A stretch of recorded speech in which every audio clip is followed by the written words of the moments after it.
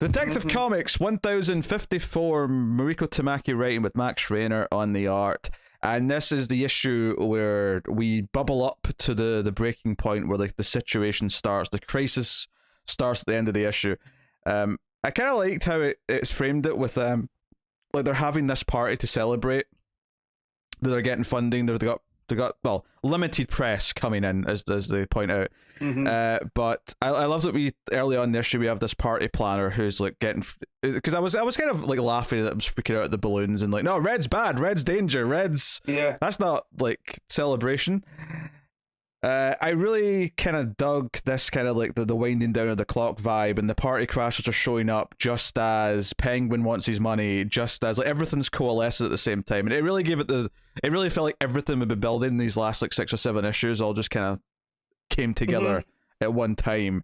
And of course Psycho Pirate, it's when the party crashers come in, it's just too many people for him to control, and he loses it. And I think the way the issue sort of presents the various bits of danger to everyone is quite well done. I like how as well you got this tangled web of different groups that Ware's been playing with. So you've got the what the clown squad called? Party Crashers. Party Crashers. You got Penguin stuff going on, and they're not working together. You know, you've got this like, you know, thing. No, they're going to ruin our plans. Where's freaking out and like, okay, just one more hour. Come on, we got this. The whole thing, it kind of has this really nice bouncing around. Kevin Garnett has his opal. He really needs it back.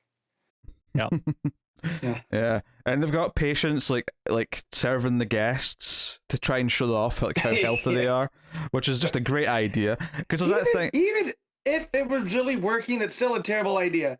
Oh yeah, it's a terrible idea. I like how Ware knew that this was on the edge of happening and was like, it's fine, we'll go ahead with it anyway. Yeah, and we have Anna Vol'jin serving hors d'oeuvres.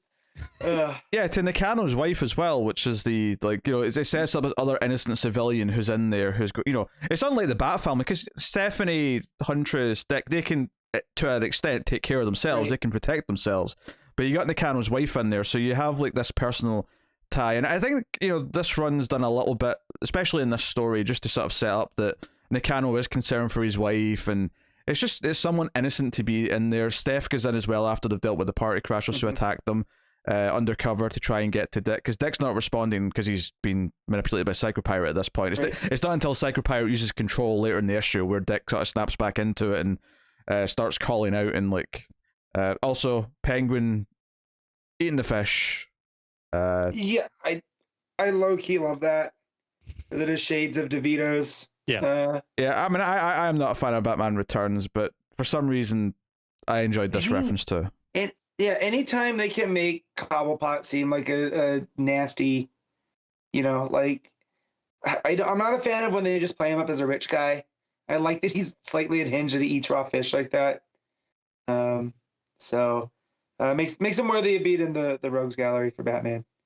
I think I like the idea that he, obviously, like, Batman Returns made him like actually kind of this weird mutant, but yeah, I like the idea that he is just self-conscious about his height and about how he looks, and he's overcompensating by being this angry little man all the time. He's deranged and plays into the character so much. It's raw fish. He leans into it. Yeah.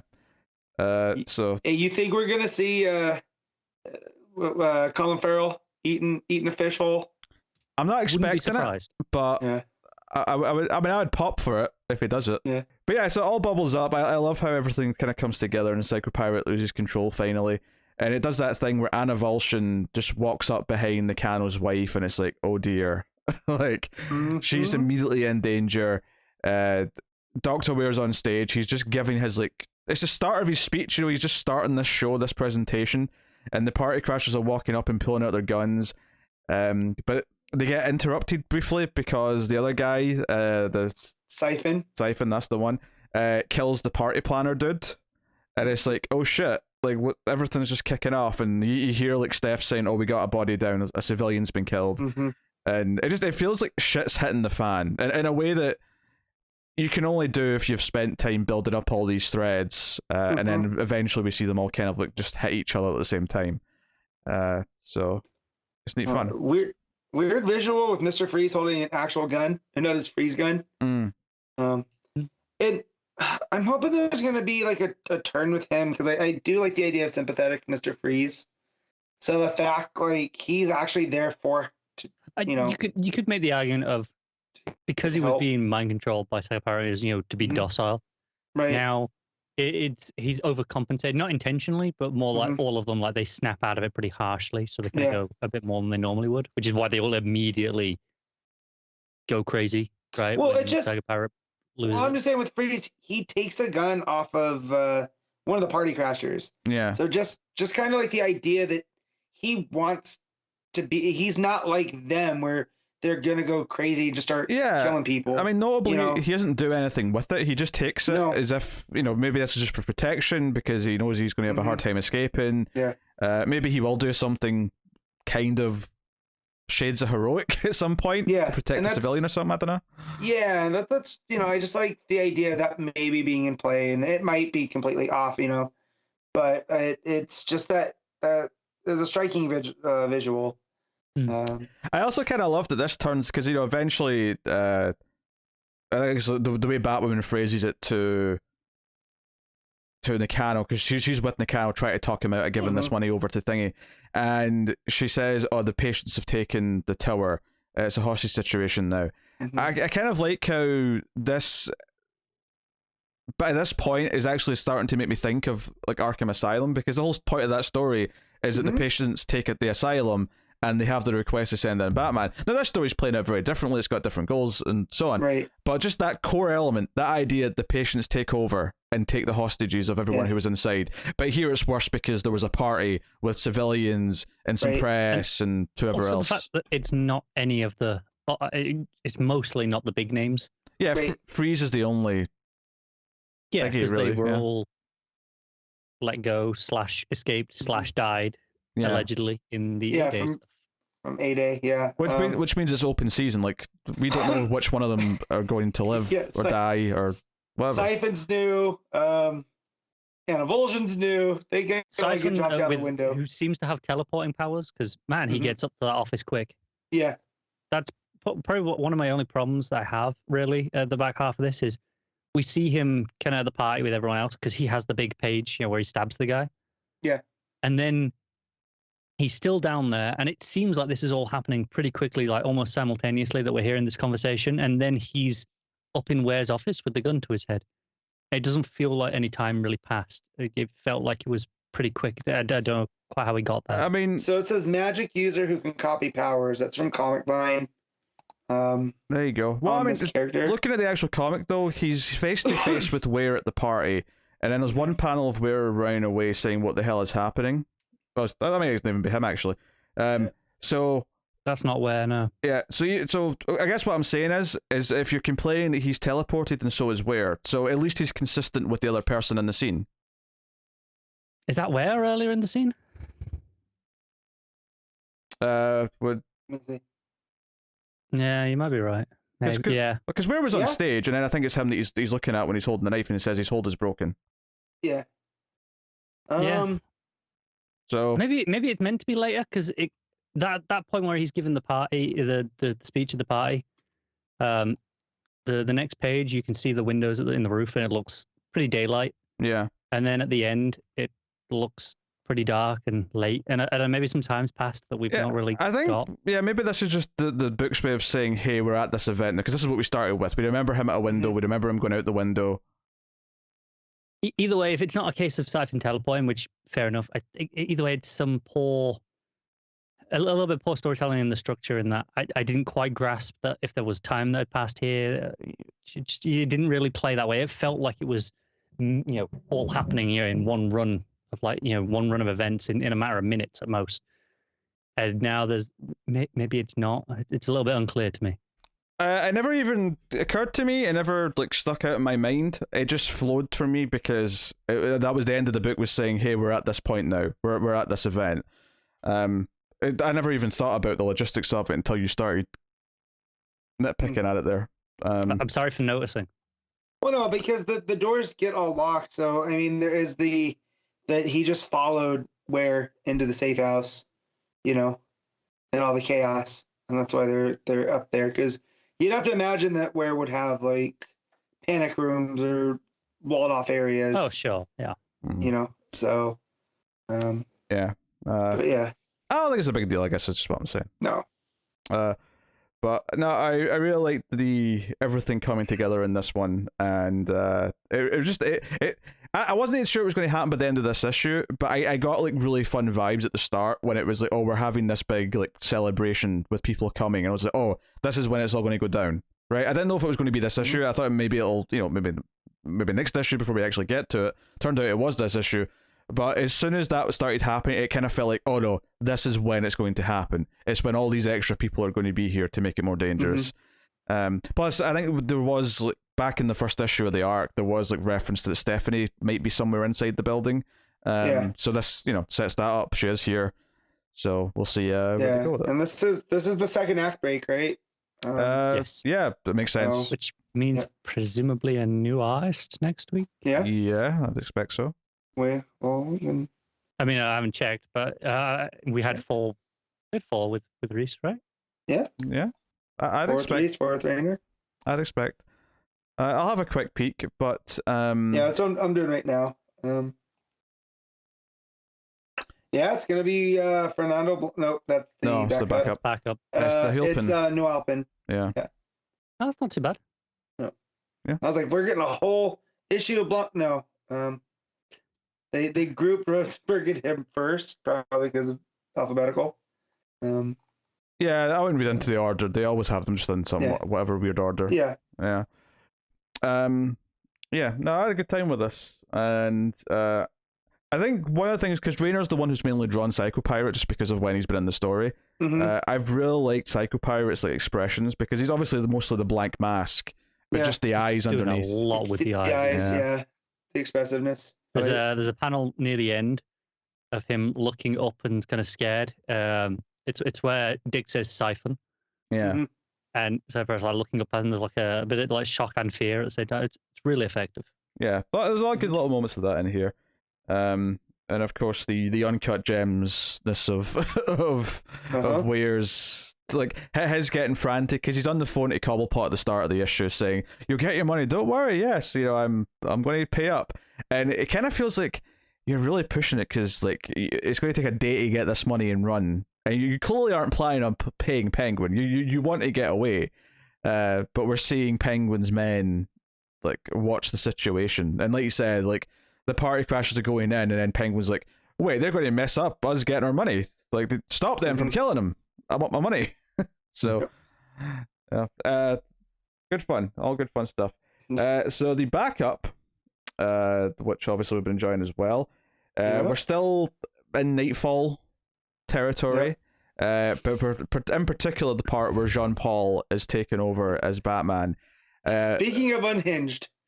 Well, I mean, I'll just say this: Jean-Paul in this, like, Azrael is such a screw up, and we'll get into that later in this. I mean, he always was, right? Yeah, but he always was. But this is he was never meant to be Batman. I like how, because Tim is talking to the kid. He's like, "Oh, the guy I work for," and he means, "You mean Batman?" He's like, "Well, I mean, it's a bit complicated." Right now, and then Azrael shows up, and it's like, complicated. So Bruce basically gives Tim the job of going and finding this kid, which they notably hide his name because it's like a mugshot, and they have the speech bubble over it. I'm like, you cheeky bastards. But he's like, no, this is not because he's dangerous. This is because this is a mistake. This is something that I should have fixed. I want you to go and find him. We need to help him. And so it's like, okay, so Bruce has still got obviously these intentions. This kid's fallen through the cracks of even his attention, because I mean, let's face it, we're in Nightfall now. Everything that's happened since this kid was first introduced in the timeline to now. Is this making anyone else want to reread Nightfall? A little bit. A little bit. So basically, Gotham's in chaos right now, and Elliot's going to get him and the ginger kid out. And Tim shows up, saying, and immediately else, he's going to try and kill us. Let's stop him. So they start fighting Tim, and Tim's like, I'm not trying to hurt you. I'm here to help you. And Tim's just starting to talk him down. Like, he's finally just starting to make him like turn over the knife. And that's when Azrael, as you know, his Batman version, like jumps in, and he's like, "You're a fugitive from Arkham. You're coming in." Yeah. How to prove a kid who's already scared of Batman that he should be terrified of Batman? Yeah. Show up as Azrael. Uh, Basically, Azrael's RoboCop, and he just told him, "Dead or alive, you're coming with me." right, pretty much. There's just this, and, this ends really badly where Azrael throws a couple of sharp batarangs at the kid. One hits him in the back of the leg. He gets another one in his back, and then he falls over the bridge onto the road. And I mean, I'm sure he's not dead, but he looks pretty. Like you could have bought this as maybe a death scene. If it wasn't for the fact that we still got more story. And this is like this story has repeatedly shown villains showing this kid concern. He's been scared of Batman, and we know Batman actually is concerned. We know Batman shouldn't be scary to him for all these reasons. But then you have this demented version of Batman showing up and showing him no sympathy, no compassion, just stabbing him. Because he's been off the streets, he had no idea that this was what Batman had turned into. Yeah. So he is just like, this is the Batman of my nightmares. Right, and it seemed like it's been enough time too, right? Because his hair looks shaggier. Yeah. Yeah. I forget how long Nightfall's supposed to take place over, but Bruce is in the Bruce is in the wheelchair. It was like a year in comics, I think, somewhat. In terms of real time. Yeah. But I don't know how long it was in. Yeah. Continuity. So some time has passed with this kid in hiding. So yeah. Also, who okayed the religious zealot to have a battering gun? Like, I think that was money. Yeah. So that's what happens when you don't tax churches. Yeah, true. But that's what it leads to. Batarang guns. That's what it leads to. Yeah, that's what it leads to. So, but and then it does seem like a death scene, and just with Tim looking over him on the last page and going, "What did I do? I was supposed to help him, or what did you do?"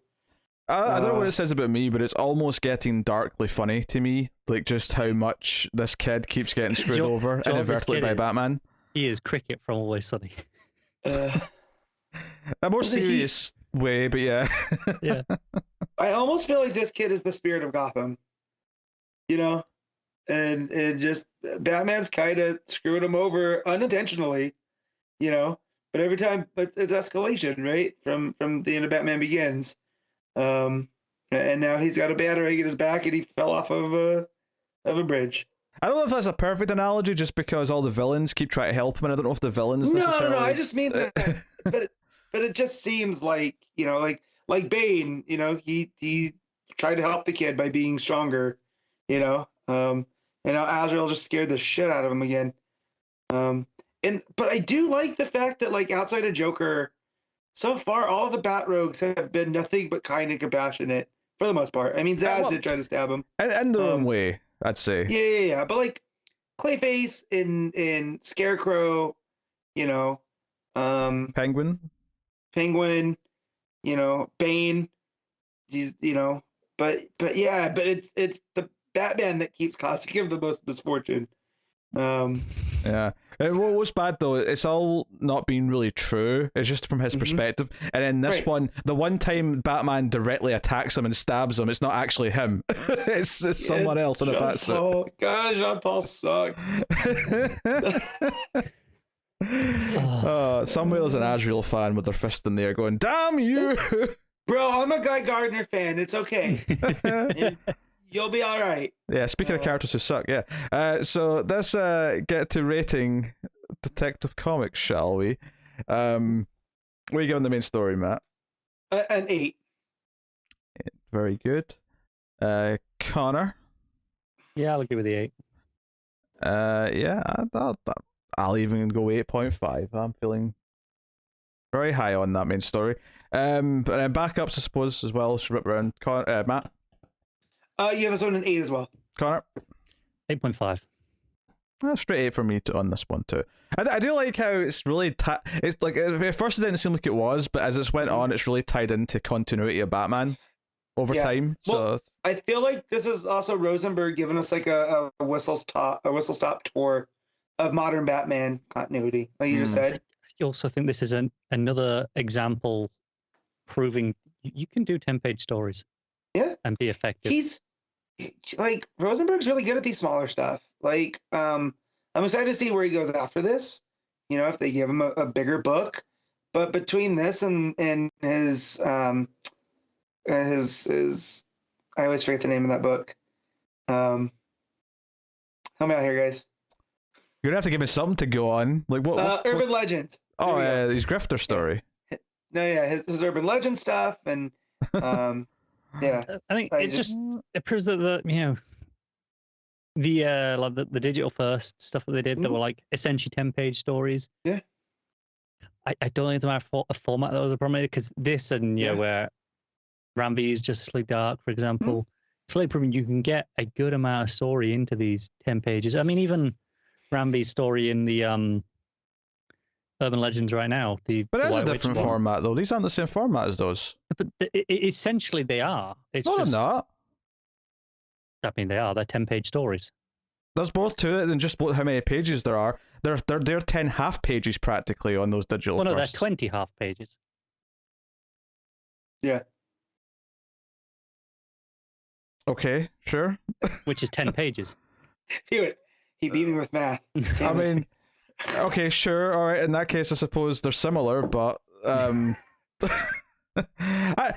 just saying, Rosenberg's a name that I was kind of familiar with from some friends that were reading more of his indie stuff, and so when he came in, I was like, well, I'll try it, and he really seemed to love Grifter, right?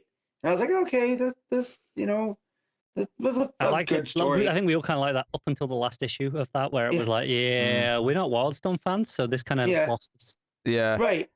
I think it's what's interesting though is this being a backup makes it more accessible and more like I think if this was a digital first, I mean, even if I tried it, I probably wouldn't have kept up with it because I always forget they exist. Yeah. And they never feel like they pull me back in continuously.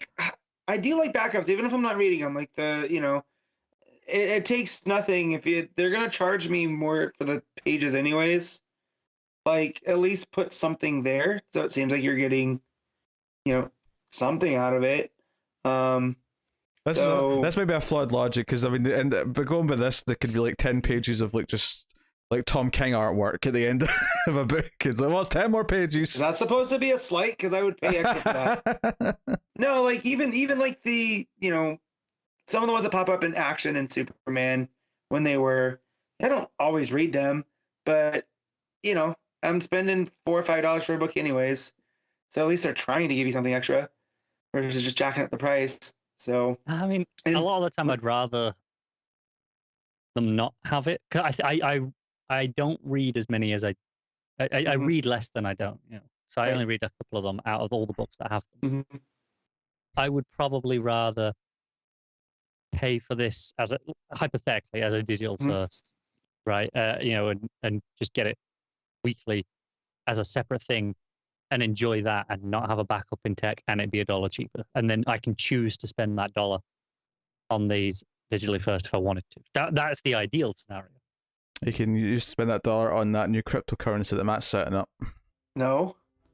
Don't you besmirch my name with that BS. Oh, that was too far, Pete. There's a new line of Matt NFTs coming, don't worry. No, there better not be.